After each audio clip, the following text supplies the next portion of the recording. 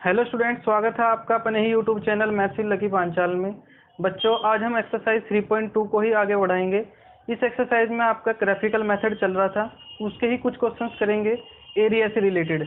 ठीक है, तो ध्यान से देखना, आपका बहुत इंपॉर्टेंट क्वेश्चन बनता है यहाँ पर। जो मैंने पहले पढ़ा है वे तो इम्पोर्टेंट है ही, यदि एग्जामिनर आपको कुछ एक्स्ट्रा पूछना चाहता हो तो वो भी मैं आपको इसी वीडियो में बता दूंगा। और यहीं पर हम अपना इसी YouTube चैनल के माध्यम से हम अपने एग्ज़ाम में जो जो भी चीज़ें पूछी जाएंगी यहीं पर हम सब चीज़ें पढ़ लेंगे, अच्छे से पढ़ लेंगे। ठीक है, तो किस तरीके का आपका क्वेश्चन होगा। सबसे पहले मैंने आपको क्या बताया था कि आपके पास में दो इक्वेशन गिवन होगी, उनका ग्राफ बनेगा और ग्राफ भी कैसा बनेगा, आपकी स्ट्रेट लाइन आया करेंगी। यदि वे स्ट्रेट लाइंस आपकी कुछ इस तरीके से बनेगी, ठीक है, इस तरीके से बनेंगी, तो जो आपका ग्राफ बनेगा, तो जैसे भी आपका ग्राफ बनेगा, मान लीजिए इस तरीके से आपकी कोई लाइंस है, इस तरीके से आपकी कोई लाइंस है, ये यहाँ पे इंटरसेक्टिंग कर रही है, और उसने पूछ लिया कि इन दोनों का कॉमन एरिया निकालो। ठीक है, with respective to x axis. तो आज हम इसी तरीके से आपके सारे क्वेश्चंस करेंगे। एक्स एक्सिस के रेस्पेक्ट में क्या होगा, जब भी आपको एक्स एक्सिस का रेस्पेक्ट दिया हो with respect to x axis, तो हमेशा ये याद रखना, ये आपका बेस होगा और जो ये आपका एल्टीट्यूड है वो आपकी हाइट होगी, क्योंकि एक्स और वाई एक्सिस आपस में परपेंडिकुलर होती है। जब ये परपेंडिकुलर है, यानी कि जब आपकी हाइट परपेंडिकुलर है, तो आपका ये राइट एंगल ट्राइंगल होगा। आपका क्या होगा, राइट एंगल ट्राइंगल। तो जो राइट एंगल ट्राइंगल का एरिया होता है वो half into base into height, ये आपको अच्छे से पता होगा। इसी तरीके से आपका इक्विलेटरल ट्राइंगल भी बन सकता है यहाँ पर, ये दोनों ही केस बन सकते हैं। ठीक है, इससे तीसरा केस आपके एग्जाम में नहीं पूछा जाएगा। इक्विलेटरल ट्राइंगल में क्या होगा, √3/4 और साइड का स्क्वायर होता है, √3/4 और साइड का स्क्वायर। इस तरीके से आपका इक्विलेटरल ट्राइंगल का एरिया निकलेगा और यहाँ से आपका राइट एंगल ट्राइंगल का एरिया निकलेगा। आइए अब हम क्वेश्चन की शुरुआत करते हैं। ये तो मैंने आपको बेसिक बताया, ठीक है। तो आइए अब हम एनसीईआरटी क्वेश्चंस की शुरुआत करते हैं। x - y = 1 और 2x + y = 8, ये आपका एनसीईआरटी का ही क्वेश्चन है। और इसने क्या कहा कि find the bounded area, find the bounded area between the lines. तो सबसे पहली बात वही इनका सॉल्यूशन निकालना होगा। x - y = 1, यदि आपका x = y + 1, y 0 हो जाए, x और y, यदि y 0 हो जाए तो x 1 हो जाएगा, y 1 हो जाए तो x आपका 2 हो जाएगा। सिंपल सी ही इक्वेशन है। 2x = 8 - y भी लिख सकते हो। यदि आप y 0 मान लेते हो,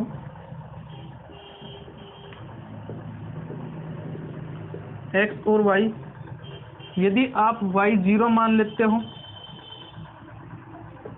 y आपने 0 माना, तो x का क्या होगा, 4 बनेगा। y आप 2 मान लेना तो 6 बचेगा और x आपका 3 होगा। y आपने 2 माना, x आपका 3 हो गया। तो अब हम प्लॉटिंग करते हैं ग्राफ की। जब हम ग्राफ बनाएंगे इससे, x आपका 4 है, 1 2 3 और 4, -1 -2 -3 1 2 3 और 4, -1 -2 -3 -4, x एक्सिस और y एक्सिस। ठीक है, 1 0 1 और 0, 2, 1 इस तरीके से 2, 1 तो ये लाइन बनेगी आपकी, ठीक है, ये आपकी लाइन बनेगी।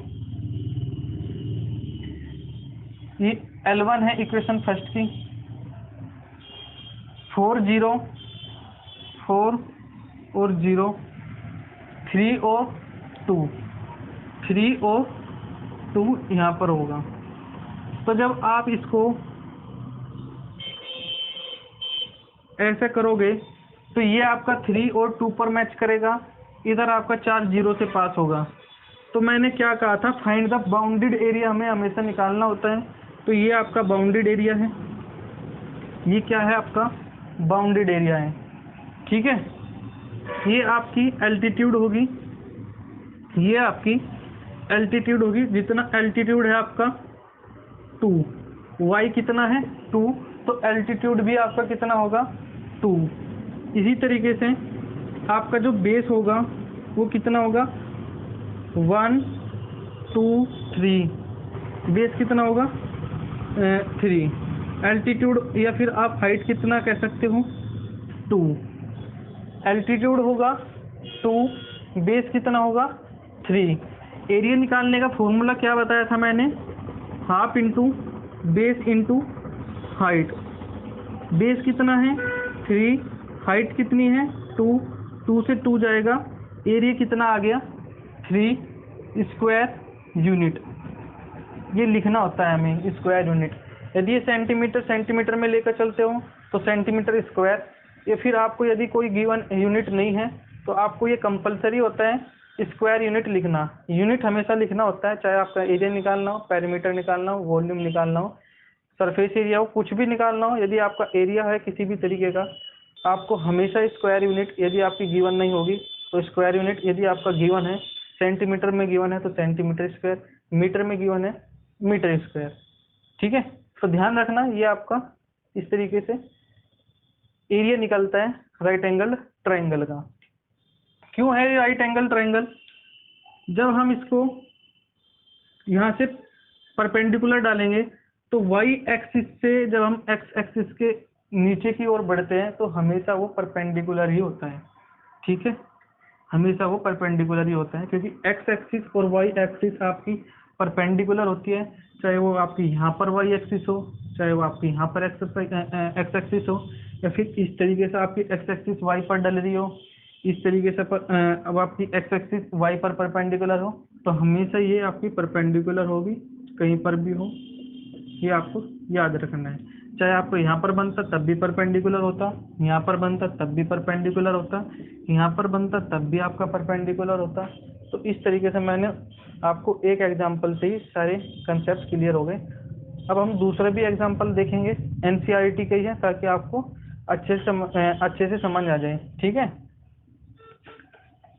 आइए अब हम नेक्स्ट क्वेश्चन करते हैं। एनसीईआरटी का ही है आपका ये, मैं हमेशा ही आपको एनसीईआरटी क्वेश्चन कराता हूँ। एनसीईआरटी क्वेश्चन कराने का पीछे का मतलब क्या होता है, आपका यही क्वेश्चन डिट्टो हो, ये इसी कंसेप्ट पर आपके एग्जाम में पूछे जाते हैं, ठीक है।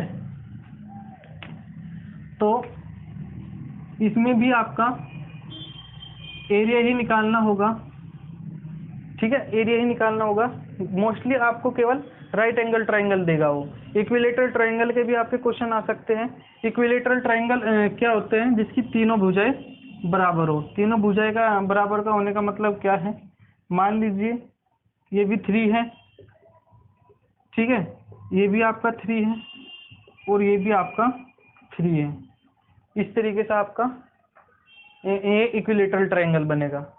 और जो इसका एरिया होगा वो √3/4 side square, √3/4 side square, 3 × 3 3 × 3 3 × 9 √3/4 square unit. इस तरीके से इसका आंसर होगा। लेकिन मोस्टली आपको राइट एंगल ट्रायंगल ही गिवन होगा पेपर में।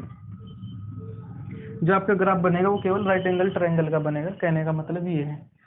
सबसे पहले स्टेप में हम क्या करते हैं, ग्राफ बनाते हैं इसका 2x + y = 6। तो अब आप ध्यान रखना, मैंने आपको 3 क्वेश्चन पिछले वीडियो में और 1 क्वेश्चन इस वीडियो में, और आपने थोड़ी घर पर भी प्रैक्टिस की होगी। अब हम डायरेक्ट देखते हैं। जब आपका x और y, यदि आपका y 0 होता है तो x कितना होगा 3 होगा, y इधर जाएगा, 6 माइनस वाई होगा, y 0 मान लिया तो x 3 टाइम्स जाएगा, y यदि हम 2 मानते हैं तो 4 बचेगा, x आपका 2 आएगा, y हमने 2 माना तो 6 में से 2 जाएगा 4, 4 को जब 2 डिवाइड करेगा तो आपका x भी 2 आएगा। इसी तरीके से y इधर जाएगा, 2x equals to Y minus 2। इस तरीके से ये ग्राफ बनेगा आपका, या फिर इसको ऐसे भी बोल सकते हो, 2 को मत पूछाओ, केवल एक सिंगल टर्म्स को ही राइट हैंड साइड में शिफ्ट कर देना, 2x plus 2 equals to Y. सबसे पहले मैंने आपको क्या बताया था, सबसे सिंपल, सबसे आसान। इस YouTube चैनल पर आपको अच्छे कंसेप्ट सिखाए जाते हैं, ठीक है। x 0 है और y 2 है, x 0 है, y 2 है, x 1 मान लेना तो 2 होगा, 2 और 2 4 होगा। आप -1 भी मान सकते हो ताकि आपका y 0 आ जाए। चलो आपको -1 मान के चलता हूँ, x -1 -2 प्लस 2 0, ठीक है। अब आपको सिंपली प्लॉट करना है, x की वैल्यू मैक्सिमम कितना है 3, 1 2 3 और 4।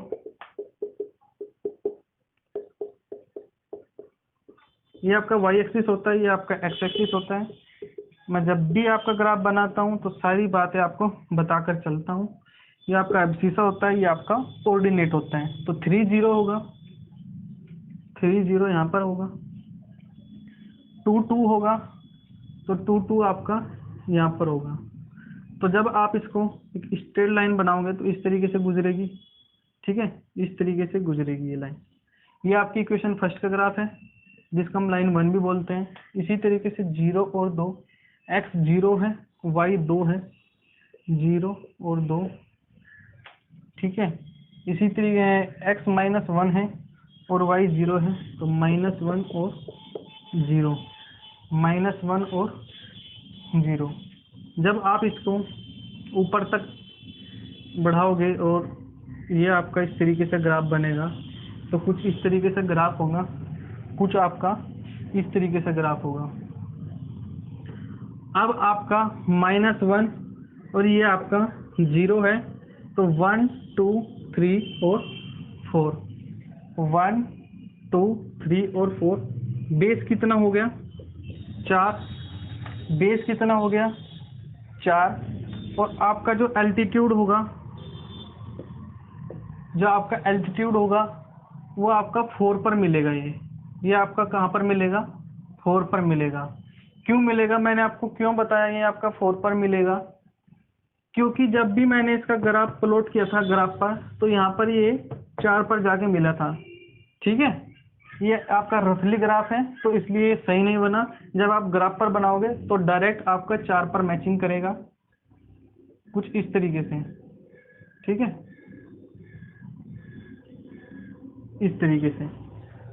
तो जो ग्राफ होगा वो ये आपका एल्टीट्यूड का काम करेगी, जो इसका हाइट है वो 4 होगा, half into base into height, 2 से 2 बारीके में जाएगा, और 8 है यहाँ पर आपका इसका एरिया आ जाएगा। Half into base into height होता है, बेस भी 4 हाइट भी 4, काटेंगे 8 आएगा, 8 स्क्वायर यूनिट, ठीक है। ये आपका एक रफली ग्राफ था, जब आप अच्छे से ग्राफ पर बनाओगे तो 4 पर इंटरसेक्ट करेगा, यहाँ पर आपका 8 स्क्वायर यूनिट इसका आंसर हो जाएगा। तो ध्यान रखना, मैंने आपको 2 क्वेश्चन कराए और अच्छे से कराए, एनसीईआरटी के ही क्वेश्चन है। ग्राफ जितना अच्छे से बनाओगे, जितना कम पॉइंट्स होगा आपका, यानी कि 2 3 4 जितना मिनिमम नंबर होगा उतना अच्छे से बना पाओगे, ग्राफ भी अच्छे से बना पाओगे। यदि आप एक्स्ट्रा लेते हो, ज़्यादा बड़े संख्या लेते हो आप, तो उतना ही बड़ा आपका ग्राफ बनेगा, आपको दिक्कत आएगी ग्राफ को बनाने में। तो इस तरीके से यहाँ पर इसका 8 स्क्वायर यूनिट एरिया हो जाएगा, और जो पिछला ग्राफ था उसका जो एरिया था वो आपका 3 था। इस तरीके से मैंने आपको 2 क्वेश्चन कराए। अब हम इसमें एक और करते हैं क्वेश्चन, यानी कि दूसरा कंसेप्ट, ठीक है, दूसरा कंसेप्ट। तो ध्यान रखना। आइए बच्चों, अब हम 2 सिस्टम के बारे में और जान लेते हैं। बात पहले वाली है लेकिन उसको 2 नामों में डिवाइड कर दिया है। पहला नाम है कंसिस्टेंट सिस्टम, दूसरा नाम है इनकंसिस्टेंट सिस्टम।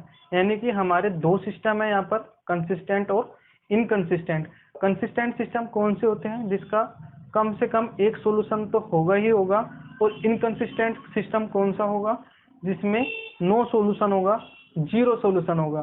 तो मैंने आपको पहले ही बताया है, जिसका वन सॉल्यूशन होता है वो इंटरसेक्टिंग लाइन देता है, जिसका मैनी सॉल्यूशंस होते हैं वो कोइंसिडेंट लाइंस देता है, और जिसका जीरो सॉल्यूशन होता है वो पैरेलल लाइंस देता है। तो कंसिस्टेंट सिस्टम में हमारे क्या क्या आ गया, कंसिस्टेंट सिस्टम में हमारा क्या क्या आ गया, यानी कि at least one solution, at least one solution. One solution में कौन कौन से आ गए हमारे, इंटरसेक्टिंग लाइंस, यानी कि कैसी, इस तरीके से L1 L2। दूसरा हमारा कोइंसिडेंट लाइंस, ठीक है, ओवरलैपिंग वाली line, overlap, L1 coincident with L2। ये तो आपका पहला सिस्टम है।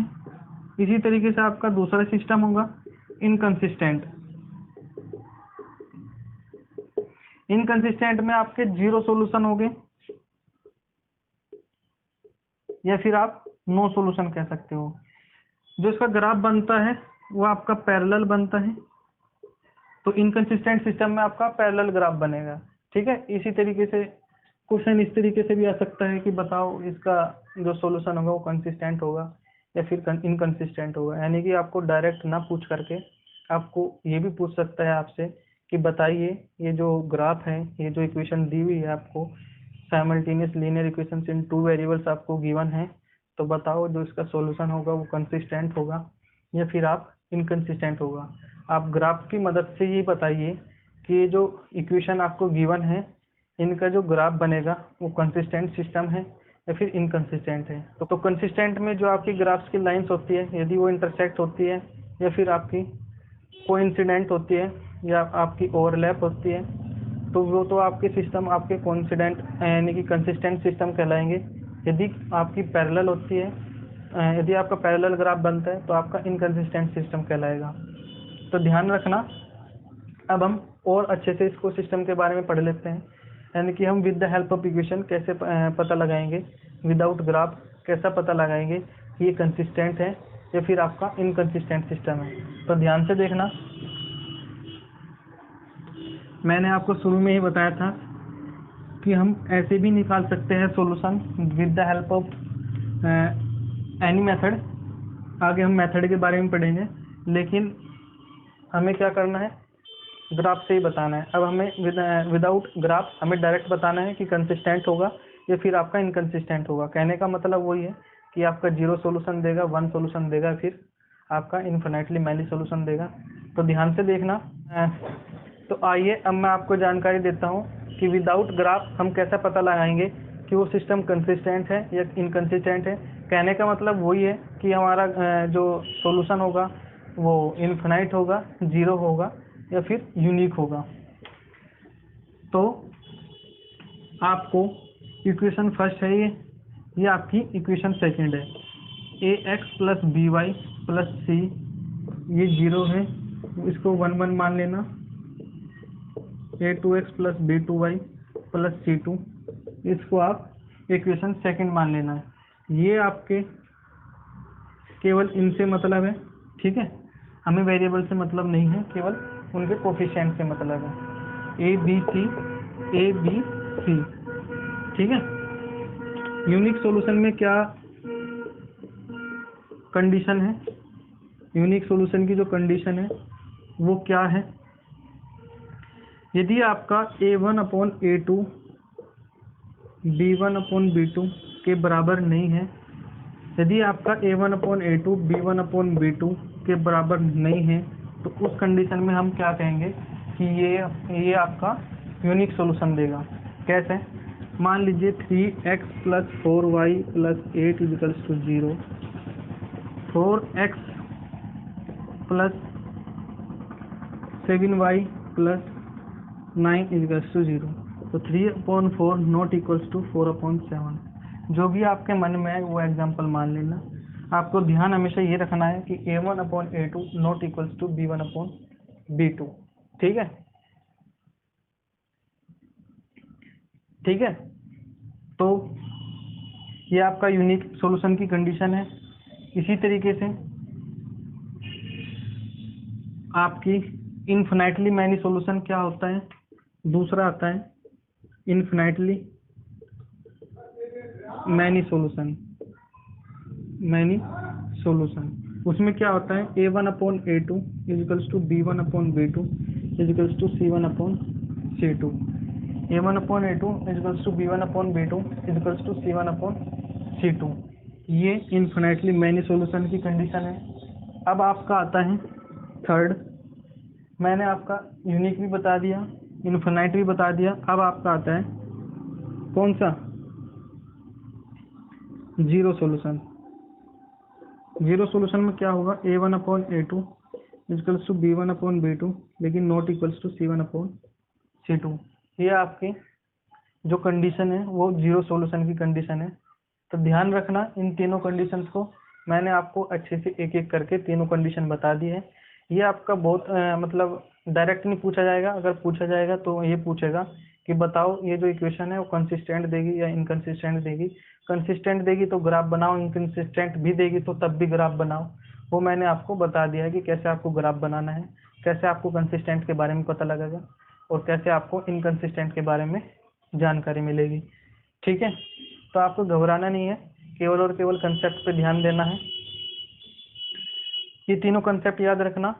ठीक है, तो अब मैं आपको एक एक एग्जांपल और दे देता हूँ। ठीक है, तो ये आपके दोनों के दोनों एनसीईआरटी के क्वेश्चंस हैं, तो ध्यान से देखना इनको। इसमें बताना है कि ये कंसिस्टेंट है आपका इनकंसिस्टेंट है, फिर आपको ग्राफ बनाना है। मैं यहाँ पर आपको ग्राफ बना के नहीं दिखाऊंगा क्योंकि मैंने इससे पहले आपको 5 क्वेश्चंस खुद से ग्राफ के बना के दिखा दिए हैं, तो आपको खुद से भी प्रैक्टिस करना है। ठीक है, वही है, केवल आपको कंसिस्टेंट और इनकंसिस्टेंट के बारे में मैं आपको थोड़ा सा और एक्सप्लेन कर रहा हूँ। मैंने क्या कहा था, आपके पास में 3 कंडीशन है। एक बार और लिख लेता हूँ।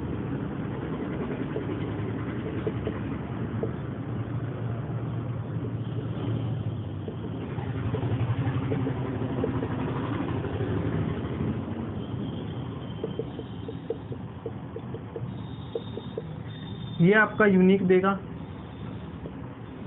ये आपका नो सॉल्यूशन देगा, ये आपका मैनी सॉल्यूशंस देगा। ठीक है, यूनिक देगा, नो देगा या फिर जीरो सॉल्यूशन देगा या 1 सॉल्यूशन भी कह सकते हो, मैनी सॉल्यूशन। तो इस तरीके से इन तीनों कंडीशन को याद रखना है आपको। पेपर में भी इन तीनों कंडीशन को याद रखना होता है। आप भूल जाओगे, बार बार पढ़ना है इनको। हमें केवल इनके क्या देखने होते हैं, केवल और केवल इनके मल्टीपल या फिर आप कोफिशिएंट बोल सकते हो। पहली इक्वेशन कैसे बनेगी, x plus y minus 5 equals to 0। इसको हम यहाँ पर क्यों लेकर आए, क्योंकि जो हमारी इक्वेशन थी वो ax plus B Y plus C इस फॉर्म में थी। ठीक है, पॉजिटिव फॉर्म में।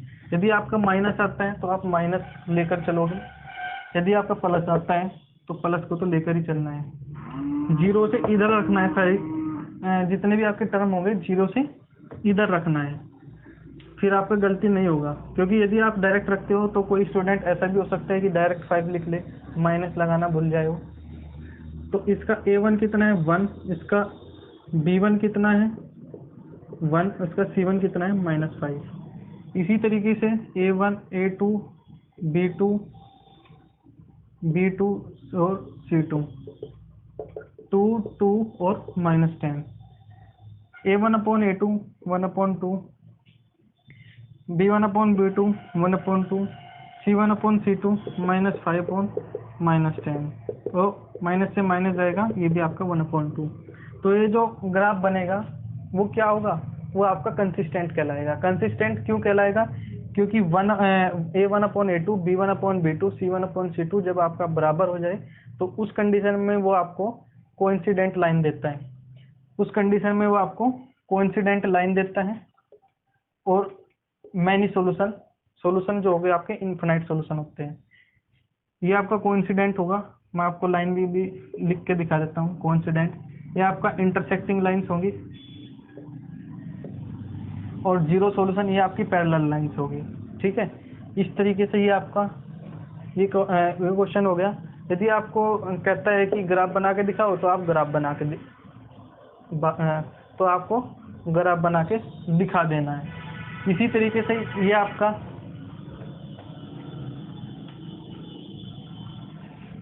x minus y equals to 8, तो a1 equals to 1, b1 equals to -1, c1 equals to -8, a2 b2 और c2 क्या होगा यहाँ पर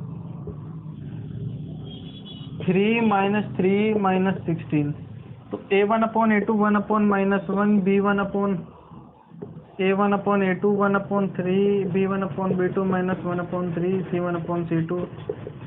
तो ये आपस में कोई भी बराबर नहीं है, ये आपस में कोई भी बराबर नहीं है। तो ये कौन सा सॉल्यूशन देगा, ये आपका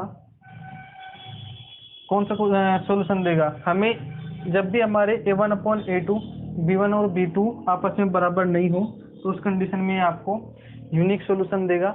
ठीक है, केवल और केवल एक कॉमन पॉइंट होगा जो इन दोनों इक्वेशन को सेटिस्फाई करेगा। c1 और c2 की कोई कंडीशन नहीं है, तो ये भी बात ध्यान रखना, ज़्यादा जल्दबाजी नहीं करना। आपकी कोई ऐसी कंडीशन नहीं है जिसमें a1 upon a2 not equals to b1 upon b2 not equals to c1 upon c2 हो। ये तीनों कंडीशन है, और इन तीनों कंडीशन की मदद से ही आपको बताना होता है।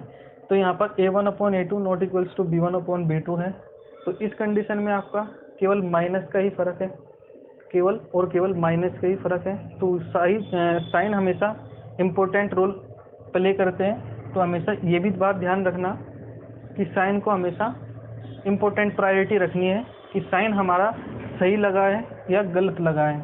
तो इस कंडीशन में ये आपका यूनिक सॉल्यूशन होगा। यदि आप ये कंडीशन भी लगा लेते हो तो आपका जीरो सॉल्यूशन होगा। ठीक है, लेकिन ये जो जीरो सॉल्यूशन है उसमें a1 upon a2 equals to b1 upon b2 भी होना चाहिए, लेकिन यहाँ पर नहीं है। तो मैंने आपको ये बताया, जल्दबाजी नहीं करनी है, ध्यान से देखना है। जब आप पेपर देने जाते हो तो आपको एक शांत माइंड से, ठीक है, शांत माइंड से आपके क्वेश्चंस करने होते हैं, क्योंकि जितना भी शांत रहोगे वहाँ पर अच्छे से पेपर जाएगा। यदि आप मतलब कंफ्यूज हो जाते हो तो जो कुछ भी आपको आता है वो भी आप बोल सकते हो। तो ये हो गया आपका एक्सरसाइज 3.2 के और एक्स्ट्रा क्वेश्चंस, कंसिस्टेंट और इनकंसिस्टेंट के बारे में मैंने आपको बता दिया है। तो अगली वीडियो जो भी आएगी आपकी, उसमें पार्ट सेकंड होगा। पार्ट सेकंड में आपके अलजेब्रिकल मेथड होंगे, methods of solving simultaneous linear equations in 2 variables. उसमें आपके अलजेब्रिकल मेथड में क्वेश्चंस होंगे। तो अलजेब्रिकल मेथड में मैं आपको अगली वीडियो में पढ़ाऊंगा। फिलहाल आपको ये पढ़ना है, अच्छे से पढ़ना है। इंपॉर्टेंट है आपका ग्राफिकल मेथड, मैं ये नहीं कह रहा हूँ आपको ये नहीं पढ़ना है। ग्राफिकल मेथड आपका बहुत इंपॉर्टेंट है, और अलजेब्रिकल मेथड इससे कम इंपॉर्टेंट है। जो क्वेश्चन बनेगा तो वो ग्राफिकल मेथड में होगा। और यदि एग्जामिनर आपको लेंथी पेपर देता है, यानी कि 5 नंबर के हिसाब से अच्छा क्वेश्चन बना कर देगा, तो इस तरीके से देगा कि प्रूव करो कि ये आपका कंसिस्टेंट है। यदि आपका कंसिस्टेंट है तो वो आपको ग्राफ बनाने के लिए भी बोल सकते हैं। तो इस वीडियो में आपको इतना ही पढ़ना है। ठीक है, तो आगे फिर मिलेंगे अगली वीडियो में। तो आप लाइक करना, शेयर करना और सब्सक्राइब करना।